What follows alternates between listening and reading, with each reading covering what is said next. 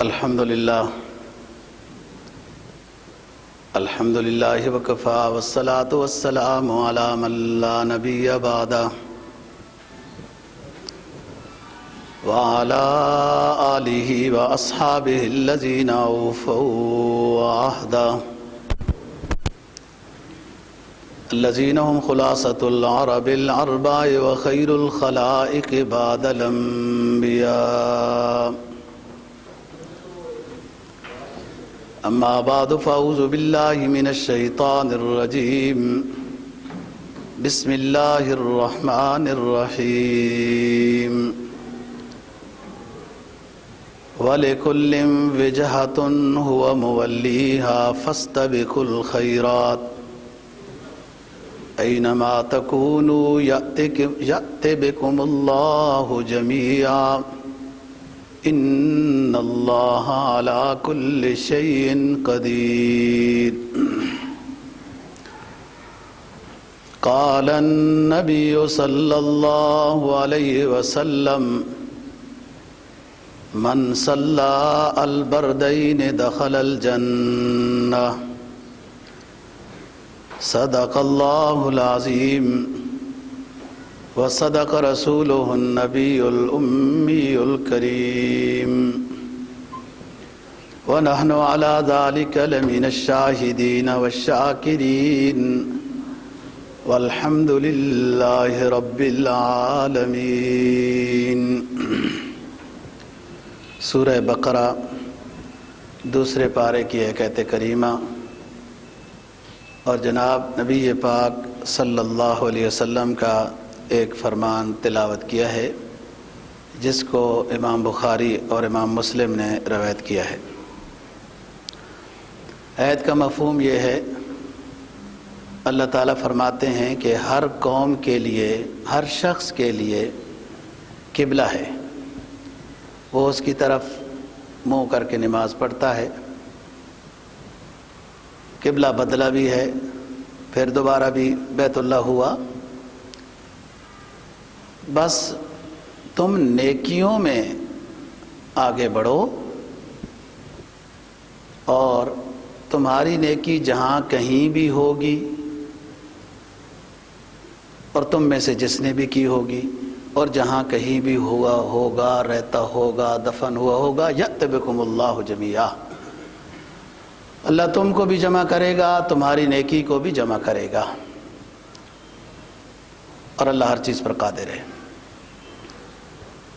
17 مہینے مسلمانوں کا قبلہ بیت المقدس کا ہونا، پھر حکم نازل ہونا کہ آپ پھر بیت اللہ شریف، کعبہ مکرمہ تمہارا قبلہ ہے، تو اس پر بحث نہ کرو کہ وہ نمازیں کیسی ہوئیں، یہ بدل گیا، یہ کیسی ہوئیں۔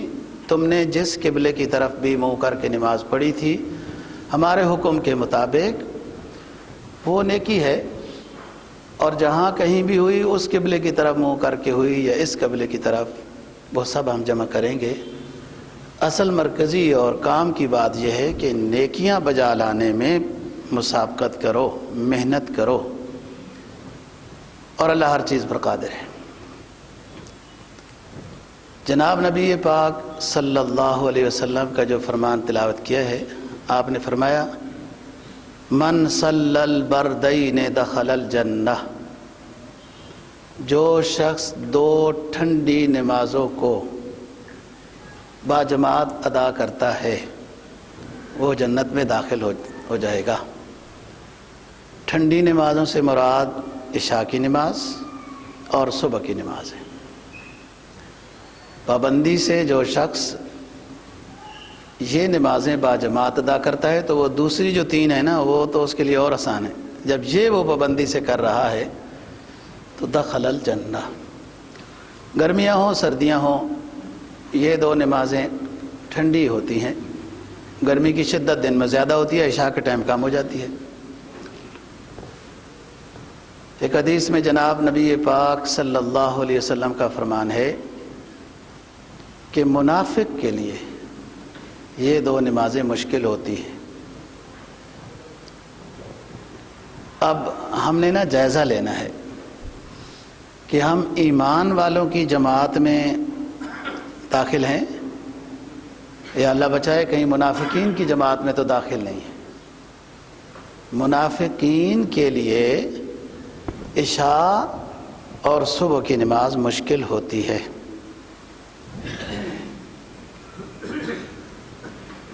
اور اگلی بات بھی سن لی جائے، جس شخص کے اندر ذرہ برابر بھی نفاق ہوا وہ جنت میں داخل نہیں ہوگا، اور نفاق سے برات کا، اس سے بچنے کا، محفوظ ہونے کا راستہ بھی یہی ہے کہ 40 دن نماز با جماعت ادا کرے تکبیر اولیٰ کے ساتھ، تو فرمایا نفاق سے بھی بری، جہنم سے بھی بری۔ حضرت عثمان غنی رضی اللہ تعالیٰ عنہ راوی ہیں، فرماتے ہیں کہ رسول پاک صلی اللہ علیہ وسلم نے فرمایا جو شخص عشاء کی نماز اور صبح کی نماز جماعت سے ادا کرتا ہے اس کو پوری رات کے ثواب ملتا ہے، پوری رات کا ثواب ملتا ہے، گویا کہ اس نے پوری رات نماز پڑھتے ہوئے گزاری ہے۔ عشاء کی نماز اور صبح کی نماز جماعت کے ساتھ ادا کرنے کی یہ فضیلت ہے، اور اس کو نہیں پسند کیا گیا جو رات کو جاگتا رہا، نفل پڑھتا رہا، لیکن جماعت صبح کی اس سے رہ گئی تو پسند نہیں کیا گیا اس کو،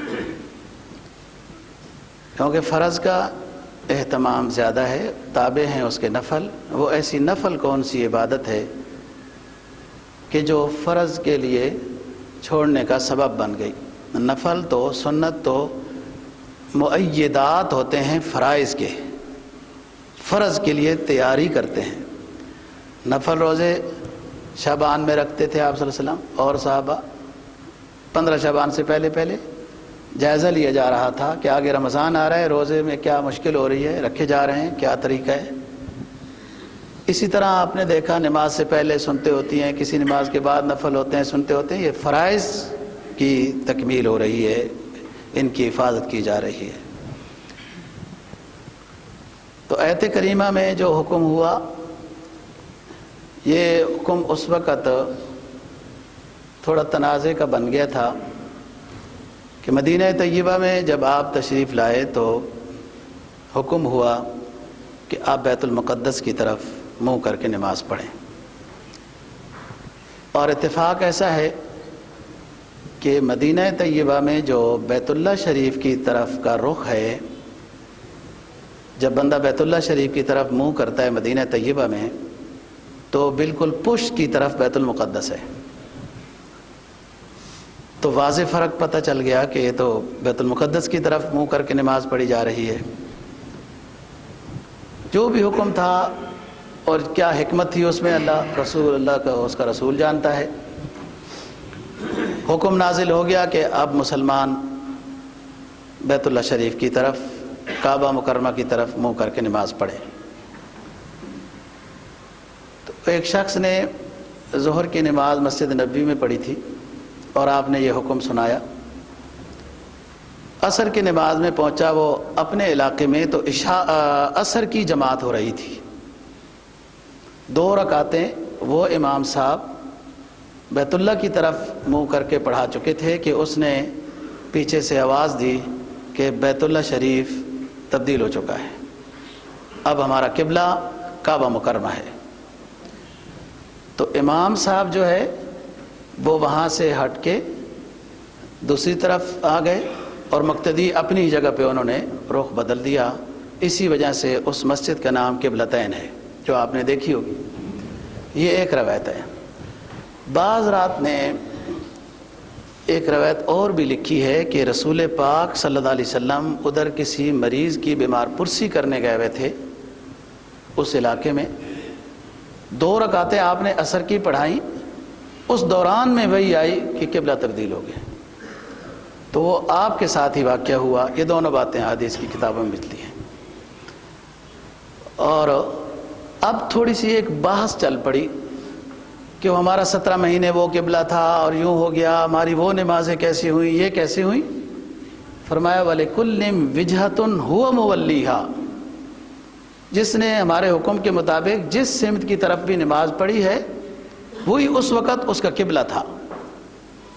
اصل بات قبلے کی تبدیلی پر بحث کی نہیں ہے، بات یہ ہے کہ فاستبقوا الخیرات، نیکیوں میں اضافہ کرو، جو پوچھ ہوگی، جس کا حساب ہوگا، جس پر فائدہ ہوگا۔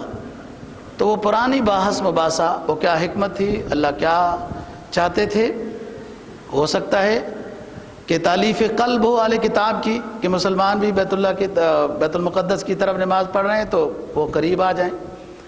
ہو سکتا ہے مسلمانوں پر امتحان ہو کہ ہمارے حکم کی کتنی اتباع ہے، یا کعبہ کی طرف ہی ان کا وہ ہے، یہ بھی بعض دفعہ ہوتا ہے۔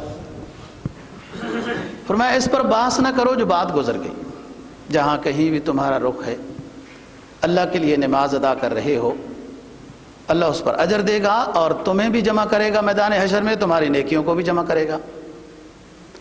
اب ایک شخص ہوتا ہے، اسے قبلے کا سمت پتہ ہے، قبلے کی طرف منہ کر کے فرض نماز پڑھنا فرض ہے، باوجود پتہ ہونے کے اگر وہ قبلے کی طرف منہ کر کے نماز نہیں پڑھتا تو اس کی نماز نہیں ہوگی، کیونکہ نماز کے فرائض میں سے قبلہ رخ ہونا ہے۔ ایک شخص کہیں جاتا ہے اور کوئی بندہ ہی نہیں ملا اس کو کہ کسی سے سمت قبلہ پوچھے، تو اس نے اپنی سوچ کے مطابق سوچا کہ اس سائیڈ میں قبلہ ہوگا اور نماز پڑھ لی۔ بعد میں کوئی بندہ آ گیا اور اس نے بتایا کہ قبلہ تو اس سمت میں تھا، تو فرمایا اس کو نماز دہرانے کی ضرورت نہیں ہے، نماز اس کی ادا ہو گئی ہے، کیونکہ تحری جو اس نے سوچ و بچار کی ہے وہ خود اس کا قبلہ ہے۔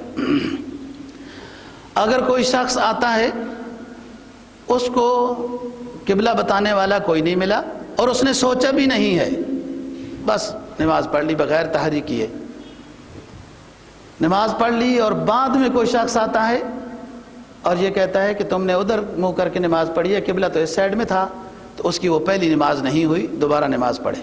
کیوں؟ پہلے شخص کی نماز کیوں ہوئی؟ کہ اس نے قبلے کے بارے میں سوچ و بچار کیا تھا، تحری کی تھی، بس تحری اور سوچ ہی اس کا قبلہ تھا۔ دوسرے شخص نے لاپرواہی کی، کعبہ سے ادھر ہی ہوگا، سوچا نہیں ہے، تو غلط نماز پڑھی ہے۔ جب دوسرے شخص نے بتایا تو نماز دہرانی ہوگی۔ نماز کے دوران کوئی شخص کہہ دیتا ہے کہ بھائی تم غلط کھڑے ہو، اور وہ کندھا پکڑ کے یوں کر دیتا ہے، ہو جانا چاہیے۔ جو پہلے نماز ہو گئی غلط سمت پر، وہ ہو گئی، معلوم ہونے کے بعد جب اسی غلط سمت پر نماز ہوگی تو وہ نہیں ادا ہوگی، جب اس نے پھیر لیا تو پھر جانا چاہیے۔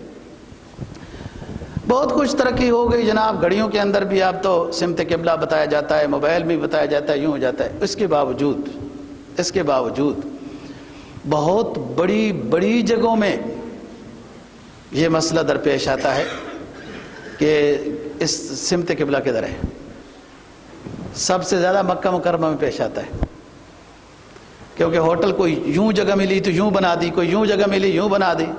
اب ایک حاجی نفل پڑھنا چاہتا ہے، یا ہو سکتا ہے بیمار ہوا وہ فرض ہی پڑھنا چاہتا ہے، قبلے کی سمت پتہ ہی نہیں ہوتی، اور جنہوں نے مور لگائی ہوئی ہوتی ہے بعض دفعہ وہ بھی غلط ہوتی ہے، وہ سمت قبلہ۔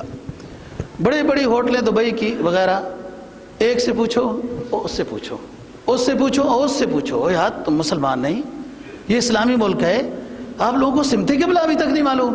میں صحراؤں کی بات نہیں کر رہا ہوں، آبادیوں کی بات کر رہا ہوں۔ یہ آبادیاں کیا ہیں جنہیں سمت قبلہ نہیں پتہ؟ یہ تو ویرانوں کی طرح ہی آبادیاں ہوئی نا۔ پھر یہ حالات ہے، بڑے بڑے ملکوں میں آپ جائیں تو چلو کفر کی بات الگ ہے، میں تو اسلامی ملکوں کی بات کر رہا ہوں، اور اس طرف دھیان ہی نہیں ہو رہا۔ کئی ہوٹلوں میں باتھ روم غلط، اس طرف دھیان ہی نہیں کیا گیا۔ تو بات تو شہر کی ہوئی کہ سمت قبلہ معلوم ہی ہوتا ہے، معلوم کر کے پڑھنی ہے۔ صحرا کی ہوئی تحری کرے یا کسی سے پوچھ کے پڑھے۔ تحری کر کے بھی نماز پڑھ لی اور غلط ہو گئی تو نماز ادا ہو جائے گی۔ اور جب بیت اللہ شریف آپ کے سامنے ہو تو جہت حرم کافی نہیں، عین بیت اللہ آپ کے سامنے ہونا ضروری ہے۔ یعنی آپ یہاں پر تو 45 ڈگری پر بھی ادھر منہ کر کے نماز پڑھ لیں مغرب کی طرف، نماز ادا ہو جائے گی کہ جہت حرم ہے۔ وہاں جہت حرم کافی نہیں. جب آپ مسجد حرام میں نماز پڑھ رہے ہیں تو توجہو الی عین الکعبہ، بالکل سامنے آپ کے کعبہ ہونا چاہیے، اس کا خیال رکھنا ہے. بہرحال انہوں نے صفوں کا خیال رکھا ہوا ہے. پھر بھی دنیا بہت ہوتی ہے اور غلطیاں ہوتی رہتی ہیں. بات یہ ہو رہی تھی فاستبقوا الخیرات. اس چیز پر بحث نہ کرو 17 مہینے وہ قبلہ تھا، یہ تھا، نہیں تھا. بات یہ ہے کہ نیکیوں میں اضافہ کرو، ارکان اسلام کے پابند ہو جاؤ. ایک حدیث میں جناب نبی پاک صلی اللہ علیہ وسلم کا فرمان ہے، جو شخص صبح کی نماز جماعت کے ساتھ اور عشاء کی نماز جماعت کے ساتھ پڑھتا ہے، وضو بنا کر گھر سے چل کر آتا ہے. فضیلت کی یہ سب حدیثیں تقریباً ایک چیز میں متفق ہیں کہ وضو اپنی جگہ سے بنا کے آتا ہے. الا یہ کہ اب نہیں ہے اپنے پاس جگہ تو پھر تو کوئی بات نہیں، لیکن اگر ہے تو پھر اپنی جگہ سے وضو بنا کے آنا چاہیے. وضو بنا کے آتا ہے، صبح کی نماز اور عشاء کی نماز جماعت سے ادا کرتا ہے. فرمایا صبح اور شام 2 مرتبہ اس کے لیے جنت میں مہمانی تیار کی جاتی ہے. نزلا من غفور الرحیم، یہ اللہ کی طرف سے مہمانی ہے کہ اللہ خوش ہوتا ہے، راضی ہوتا ہے. اللہ تعالیٰ فخر کرتا ہے کہ دیکھو اس مشکل میں میرے بندے کدھر جا رہے ہیں. حضرت بلال رضی اللہ تعالیٰ عنہ کی بھی جوتوں کی کھٹکھٹ جنت میں جو پہنچی تھی. جب آپ نے واپس آ کر پوچھا کہ بلال ہم جنت کی سیر کرنے گئے اور تمہاری آواز ادھر چلنے کی ادھر آ رہی تھی، کیا نیکی کرتے ہو تم؟ تو حضرت بلال رضی اللہ تعالیٰ عنہ نے عرض کیا حضور جب وضو بناتا ہوں 2 رکعت تحیۃ الوضو پڑھ لیتا ہوں، تو یہ بھی نماز کی برکت سے جنت میں کھٹکھٹ پہنچی ہے. جنت میں پہلے واللہ عالم بالصواب بعض اصحاب سیر نے یہ بات لکھی ہے کہ رسول پاک صلی اللہ علیہ وسلم کو شان و شوکت کے ساتھ فرشتوں کے اجتماع میں شان و شوکت کے ساتھ حضرات صحابہ انبیاء علیہ السلام وغیرہ اور دنیا ہوگی، تو ایک خاص سواری کے اوپر سوار کر کے آپ صلی اللہ علیہ وسلم کو جنت میں داخل کیا جائے گا. لیکن اس سواری کی رسی حضرت بلال رضی اللہ تعالیٰ عنہ کے پاس ہوگی. وہ کھٹکھٹ جو پہلے جنت میں آ رہی تھی وہ واللہ عالم اس میں تھوڑا کلام بھی ہے، لیکن اصحاب سیر نے یہ روایت لکھی ہے. تو بات یہ ہے جو بندہ نماز کا پابند ہوتا ہے اس میں حیا بھی آ جاتی ہے، خدمت کا جذبہ بھی آ جاتا ہے، راستہ صاف کرنے کا بھی پتہ چلتا ہے. بہت ساری چیزیں نماز خود سکھا دیتی ہے، خود سکھا دیتی ہے. آپ نے مشہور حدیث سنی ہوئی، رسول پاک صلی اللہ علیہ وسلم کا فرمان ہے کہ میرے سامنے امت کے اچھے اعمال پیش کیے جاتے ہیں، ان میں مجھے سب سے اچھا عمل یہ ہے جو پیش کیا جاتا ہے اور مجھے خوشی ہوتی ہے، وہ یہ کہ میرا امتی جب راستے سے تکلیف دینے والی چیز کو دور کرتا ہے کہ کسی کو تکلیف نہ ہو، اور جو مجھے تکلیف دیتی ہے چیز، امت کے جو برے اعمال میرے سامنے پیش کیے جاتے ہیں بتائے جاتے ہیں، تو مجھے جو چیز زیادہ تکلیف دیتی ہے وہ یہ کہ مسجد میں تھوکنا بے ادبی ہے. بڑا ایک حدیث میں جناب نبی پاک صلی اللہ علیہ وسلم کا فرمان ہے الایمان بضع وسبعون شعبۃ وافضلها لا الہ الا اللہ محمد الرسول اللہ وادناها اماطۃ الاذى عن الطریق والحیاء شعبۃ من الایمان. ایمان کے بہت شعبے ہیں، 70 سے زیادہ ہیں. سب سے پہلا شعبہ ایمان کا کلمہ طیبہ ہے، لا الہ الا اللہ محمد رسول اللہ. ادنا شعبہ ایمان کا کہ راستے سے تکلیف دینے والی چیز کو دور کرنا ہے، ایمان کا شعبہ ہے. اور اگر بندہ خود سبب بنے تکلیف دینے والی چیز کا، راستے سے تکلیف دینے والی چیز کو ہٹانا ہے، اور اگر ایسے کام کرتا ہے کہ راستے میں ایسی چیزیں رکھ دیتا ہے جو لوگوں کو چلنے میں تکلیف دیتی ہیں، تو پھر اس کے پاس ایمان کا شعبہ کدھر ہے؟ جو گزرے گا اس کو تکلیف ہوگی، تو یہ ازائے مسلم ہے، اور ازائے مسلم حرام ہے، گناہ کبیرہ ہے۔ مسلمان کو تکلیف پہنچانا، زبان سے، ہاتھ سے، یا ایسا سبب بن جانا کہ راستے میں کوئی ایسی چیز رکھ دی دوسروں کو تکلیف پہنچ رہی ہے، تو من حفر بئرا لأخیہ فقد وقع، کوئی تکلیف دینے کے لیے دوسرے کے واسطے کنواں کھودتا ہے تو بعض دفعہ گر بھی کھود جاتا ہے، تو سزا سخت ہے۔ فرمایا والحیاء شعبۃ من الایمان، اور حیا ایمان کا حصہ ہے۔ یہ جب نیکی کی طرف انسان آتا ہے نا، بہت سارے نیکی کے وہ کام جو پڑے نہیں ہوتے، سنے نہیں ہوتے، اللہ تعالیٰ وہ القاء کر دیتا ہے، وہ عطا کر دیتا ہے کہ اس کی فطرت جو ہے وہ اچھے کام بتا رہی ہوتی ہے کہ یہ کام کرنے چاہیے، یہ کرنے چاہیے۔ والحیاء شعبۃ من الایمان، بخاری کی حدیث ہے، مسلم کے الفاظ یہ ہیں، نبی پاک صلی اللہ علیہ وسلم نے حضرات صحابہ کرام رضی اللہ تعالیٰ عنہ کو ایک واقعہ بیان فرمایا کہ ایک شخص کو اللہ تعالیٰ نے جنت الفردوس عطا کر دی، اور اس کی نیکی یہ تھی کہ ایک راستے سے وہ گزرا اور وہاں ایک درخت کی شاخیں کانٹے دار نیچے لٹک رہی تھی جو گزرنے والے کو تکلیف دیتی تھی۔ اس شخص نے وہ تکلیف دینے والی شاخ کو کاٹ کر سائڈ میں رکھ دیا کہ اللہ کے بندے گزریں گے، انہیں تکلیف نہیں ہوگی، اللہ مجھے اجر عطا کرے گا۔ اس نیکی کی وجہ سے اللہ تعالیٰ نے اس کو جنت الفردوس عطا کر دی کہ ایک راستے سے گزرا، اور جو اس طریقے سے یہ جذبہ ضروری ہے۔ نبی پاک صلی اللہ علیہ وسلم کا فرمان ہے کہ جس شخص نے کوئی درخت لگایا، پھلدار ہو یا دوسرا، کوئی کھیتی کاشت کی، اور اس میں سے کوئی چڑیا کھا گئی یا کسی نے چوری کر لی یا کوئی جانور کھا گیا، فرمایا اس کے لیے وہ صدقہ لکھا جاتا رہے گا۔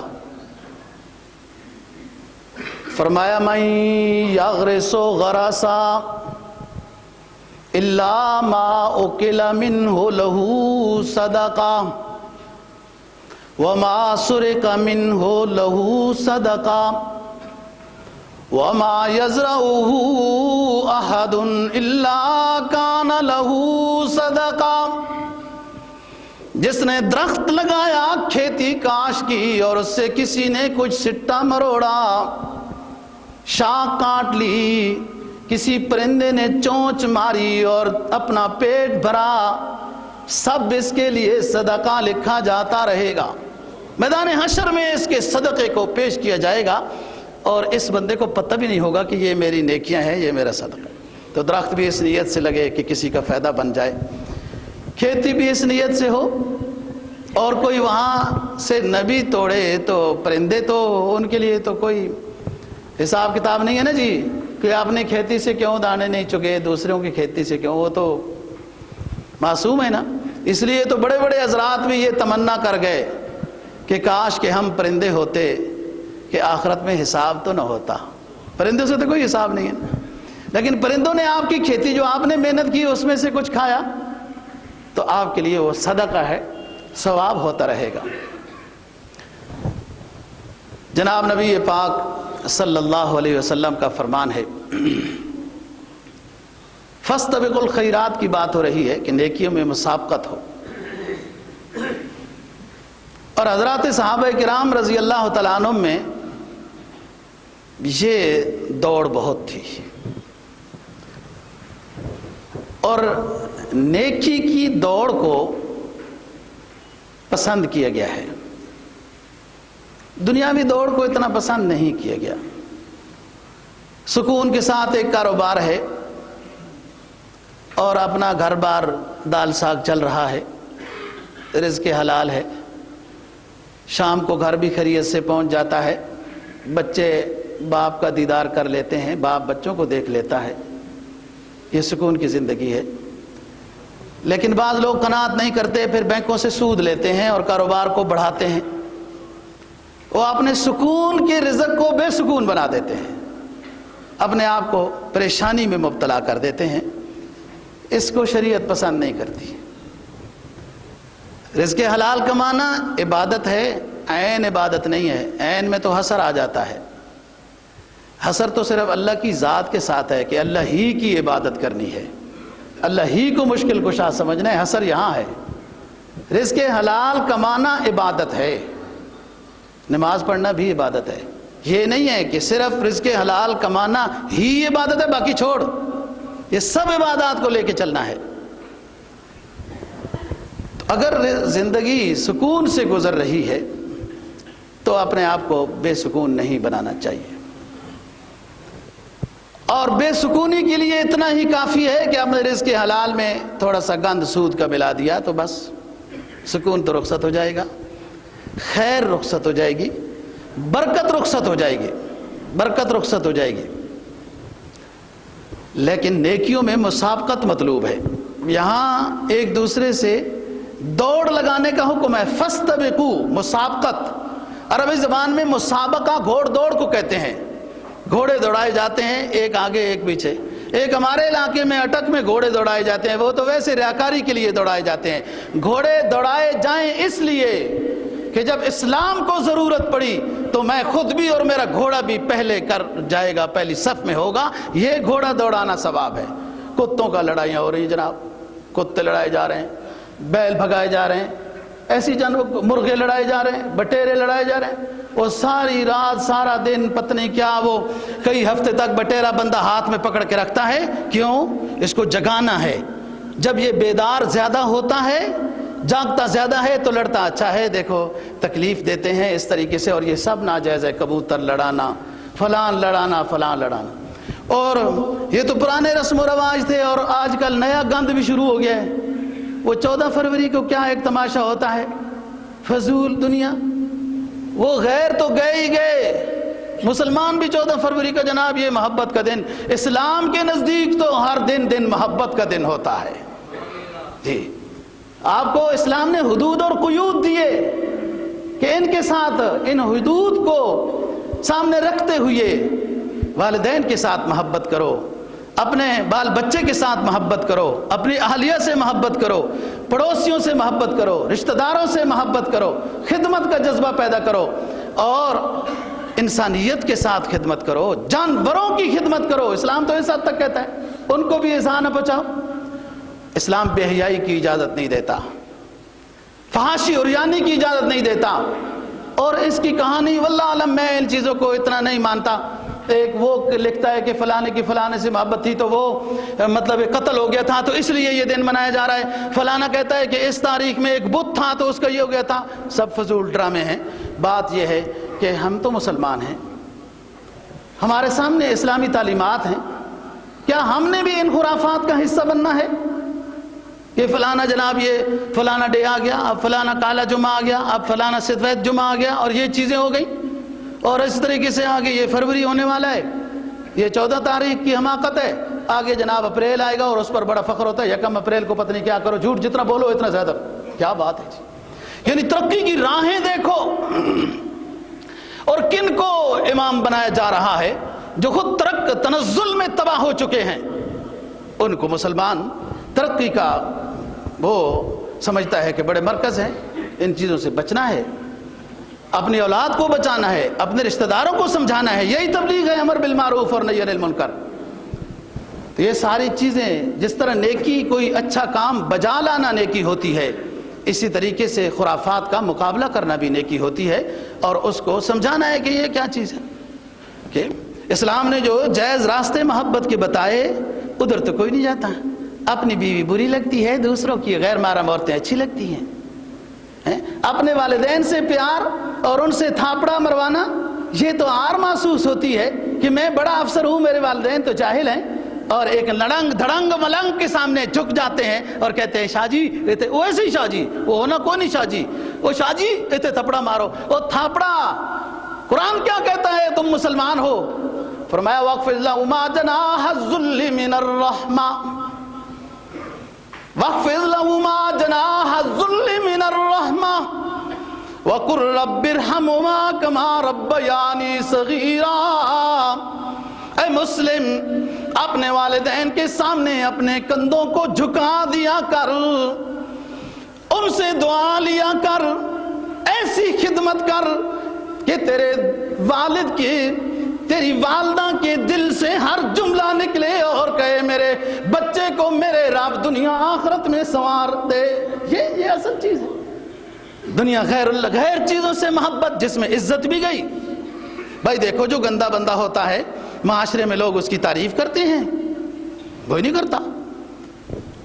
جو نیک بندہ ہوتا ہے خود تعریفیں ہوتی ہیں، وہ کو اشتہار نہیں ہو، اس کے پاس تو پیسے ہی نیک بندے کے اتنے پاس ہوتے ہی نہیں ہیں۔ یہ نیک لوگوں کو تو بس یہی بتایا گیا ہے کہ تمہارے لیے تو آخرت ہے اور جنت ہے، بس صبر کرتے جاؤ، صبر کرتے جاؤ۔ اچھی بات ہے یہ کوئی ٹی وی کے اوپر اشتہار چلائے گا نیک بندہ کہ میرے ساتھ محبت کرو؟ نہیں، اللہ اشتہار کرے گا۔ حدیث میں آتا ہے اللہ تعالیٰ جس بندے سے راضی ہو جاتا ہے پھر فرشتوں کو بلاتا ہے۔ فرشتوں کہتے ہیں وہ فلانا بندہ فلانے گاؤں فلانے محلے میں ایک رہتا ہے، جانتے ہو نا؟ فرشتے تو آتے جاتے رہتے ہیں، حاضری لگاتے ہیں۔ نہیں جانتے تو اللہ بتا دیتا ہے، کہا جاؤ اس بندے سے محبت کرو کیونکہ میں اس سے محبت کرتا ہوں، اور مسلمانوں کے دلوں میں یہ بات ڈال دو کہ وہ بھی اس میرے نیک بندے سے محبت کریں کہ مجھے وہ محبوب ہے۔ اصل تو یہ چیز ہے کہ جب اللہ راضی ہو جائے نا جی تو خود سب کچھ ہو جاتا ہے۔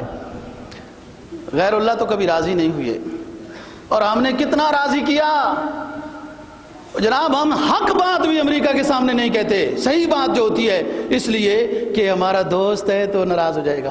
اب اس نے دوستی کا حق ادا کیا کہ فلسطین لے لے، اسرائیل لے لے، رگڑا جھگڑا ختم کرو۔ یہ کوئی فیصلہ ہے؟ 100 سال ہو گئے۔ عبدالحمید ثانی کی آپ کو بات پتہ ہے؟ خلافت عثمانیہ کا آخری عبدالحمید، بہت کمزوریاں تھیں، بہت قرض ہو گیا تھا، اختلافات ہو گئے تھے، خلافت عثمانیہ وغیرہ۔ وہ اپنے اعمال کے ہی لحاظ سے ہو جاتا ہے۔ اقبال کہتا ہے آج تجھ کو بتاتا ہوں تقدیر امم کیا ہے۔ جب وہ صحیح تھے تو اللہ کی مدد بھی ہوتی ہے۔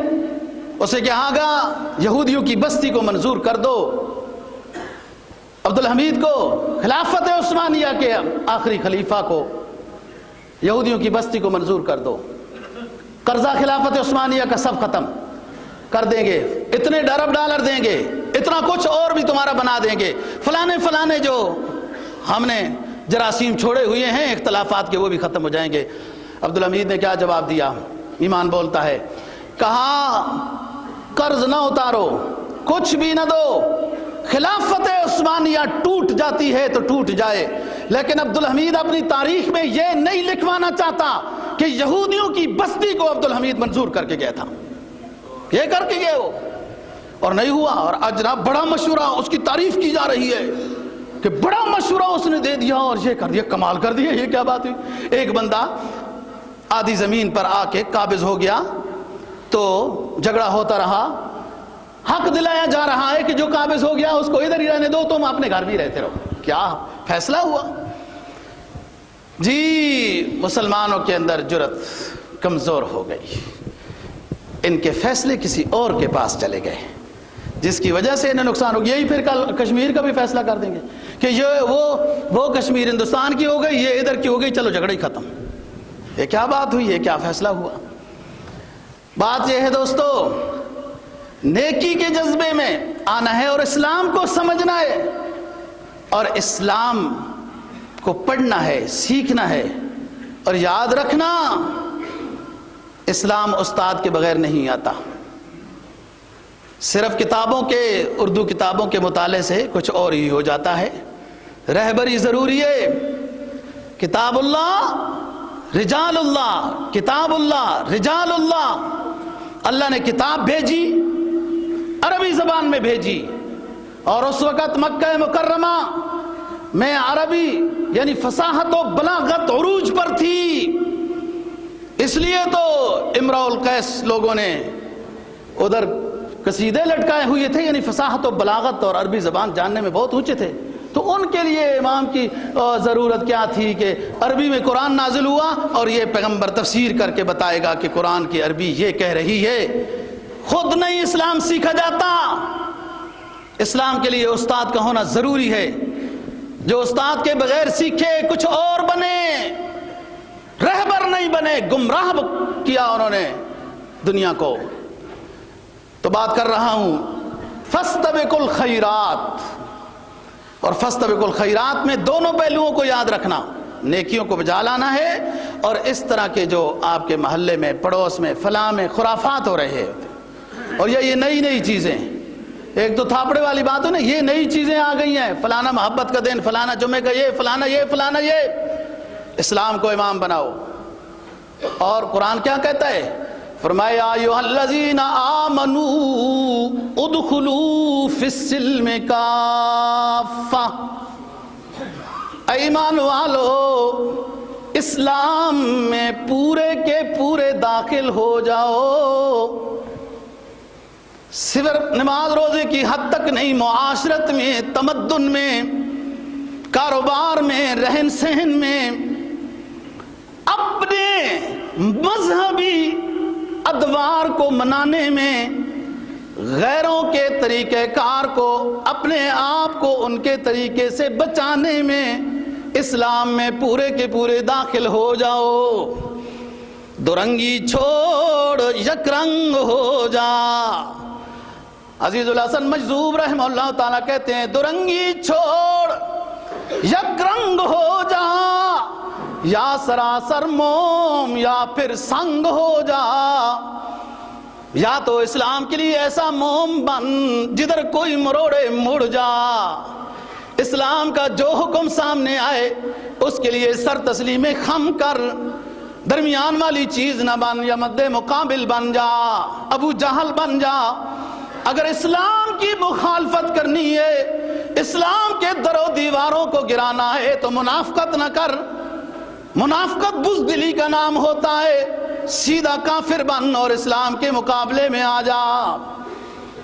ان پابندیوں کو جو اسلام کی حدود ہیں ان کو ملحوظ رکھ، ان کا خیال کر، پھر اللہ تجھے ترقی عطا کرے گا. مدد و نصرت کے لیے فرشتے بھی اتارے گا. اے خرد اس دل کو پابند علائق کر. اے خرد، اے عقل مند، اس دل کو پابند علائق کر. یہ دیوانہ اڑا دیتا ہے ہر زنجیر کے ٹکڑے. اس دل کو اللہ رسول کا تابع بنا، پھر افریقہ کے جنگل کے درندے بھی تیری غلامی کرتے ہوئے نظر آئیں گے.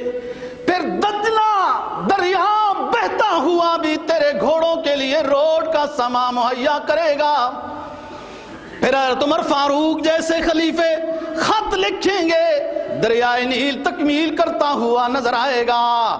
لیکن یہ دل پہلے اللہ اور اس کے رسول کے حوالے کر، پھر اس کی کائنات تیری مدد میں لگ جائے گی. یہاں تو سر سے پہلے، یہاں تو اللہ کے راستے میں، اللہ کے حبیب کے راستے میں، یہاں تو سر سے پہلے دل کا سودا شرط ہے یارو. کوئی آسان ہے کیا سرمد و منصور ہو جانا. یہاں تو سر سے پہلے دل اس کو دینا ہے، اور اس کے اپنے دل میں اللہ اور اللہ کے حبیب کے علاوہ کسی کو نہیں سمانا، کسی کو جگہ نہیں دینی.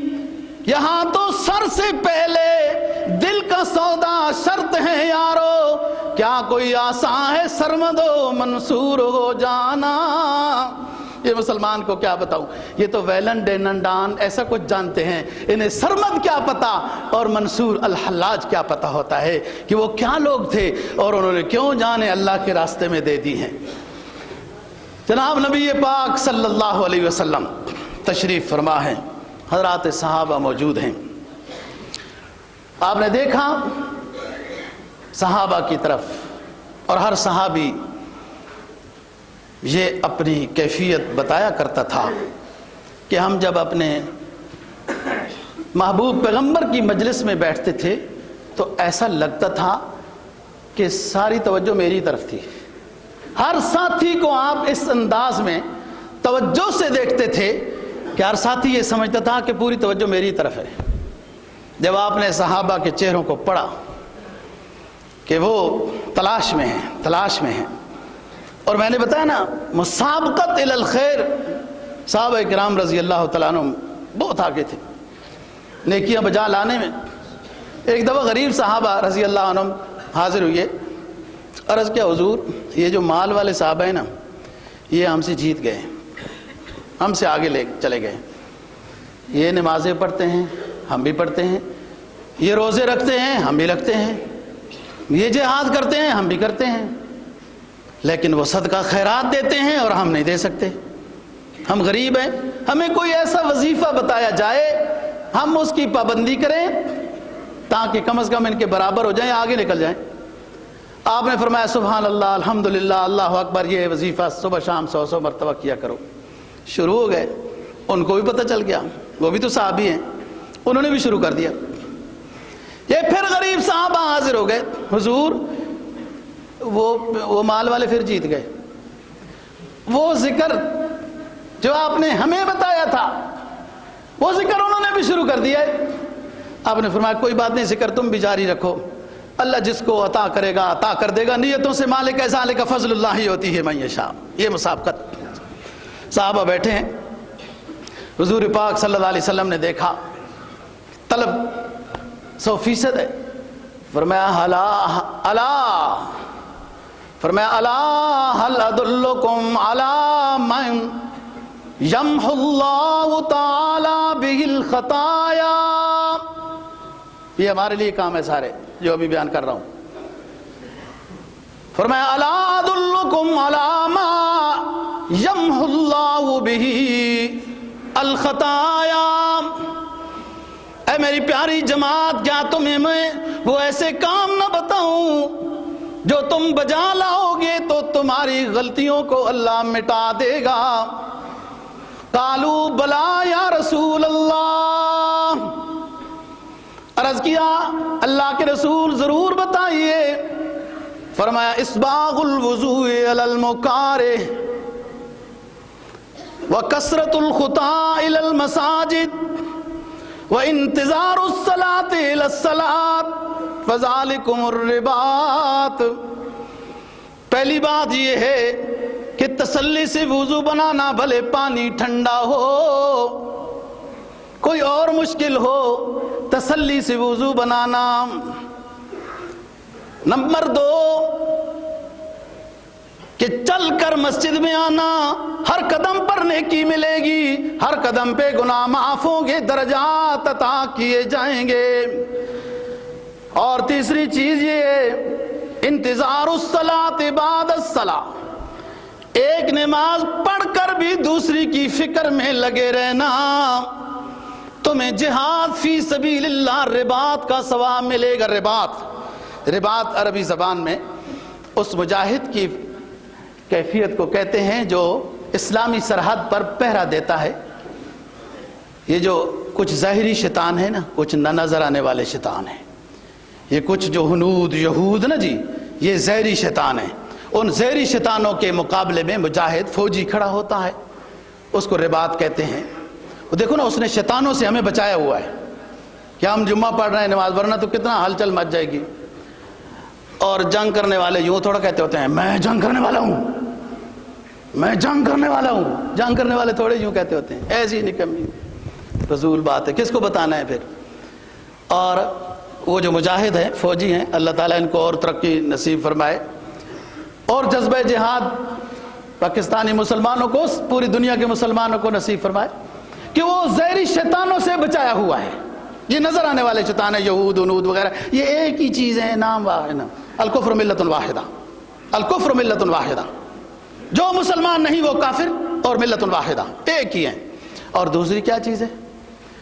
دوسرے کچھ ایسے ہیں نا جی شیطان جو نظر نہیں آتے. ایک تو وہی شیطان، ایک اپنا نفس بعض دفعہ نظر نہیں آ رہا ہوتا. ان شیطانوں کے مقابلے میں مجاہد اسلام ہے، اور اس نظر آنے والے شیطان کے مقابلے میں یہ چیزیں ہیں. اچھی طرح وضو بنانا، چل کر مسجد کی طرف آنا، مسجد کی ایک نماز پڑھ کے دوسرے کا خیال کرنا، یہ جو ہمارے پاس شیطان پل رہے ہیں ان کا مقابلہ ہے. اللہ دین کی سمجھ اور عمل کی توفیق نصیب فرمائے. بعض لوگ جب ذرا سا 1 منٹ اوپر ہو جاتا ہے نا، مجھے بھی دیکھتے ہیں اور پھر گھڑی کو بھی دیکھتے ہیں. میں ان کو شاباش دیتا ہوں، لیکن میرے سامنے گھڑی ہوتی ہے. آپ تکلیف نہ کیا کرو، میری بات سنو گے تو انشاءاللہ فائدہ زیادہ ہوگا.